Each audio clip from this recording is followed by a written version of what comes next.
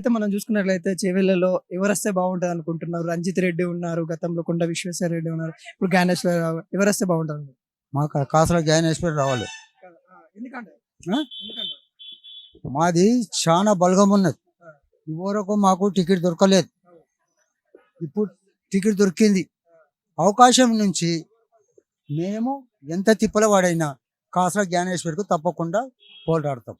మొన్న కేసీఆర్ ఓడిపోయింది, ఇప్పుడు బీఆర్ఎస్ కి ఎందుకు ఓటేయాలని అంటారు? ఓటేలే కులము అది అభిమానం కోసం. మా కులము అభిమానం అది పని కానీ కాకపోని మాది ముత్తర సంఘం. ఆయన కోసం మేము కొట్లాడతాము. 10 మందిని కూడా గుంజుకొని ఆయనకు తప్పకుండా ఓట్లేస్తాం. మరి ఇప్పుడు ఇక్కడ కాంగ్రెస్ గెలిచింది కదా, మరి రంజిత్ రెడ్డిని గెలిపిస్తే బాగుంటది అంటా ఉన్నారు. మాకొద్దు రాజిత్ రెడ్డి పని లేదు, రాలేడు. ఈ చెవుల్లో ఒక పని కూడా జరగలేదు. ఇప్పుడు ఆయన అభివృద్ధి పనులు ఏం చేయలేదంటారా? ఎవరు రంజిత్ మాకు తెలిసిలేకైతే ఏమీ చేయలేడు. ఎట్లా అంటారు? మొన్న దాకా బీఆర్ఎస్ లో ఉన్నారు, ఇప్పుడేమో కాంగ్రెస్ మారిపోయిండు. మరి ఎందుకు మారిండు? ఎందుకు మారిండంటే అదే మీకే తెలుసు కదా. మేము అందుకే వద్దనుకుంటున్నాం. కొత్త ఎత్తుకిస్తాం.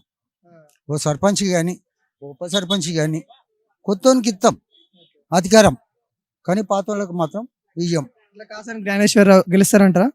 గ్యారంటీ గెలుస్తాం.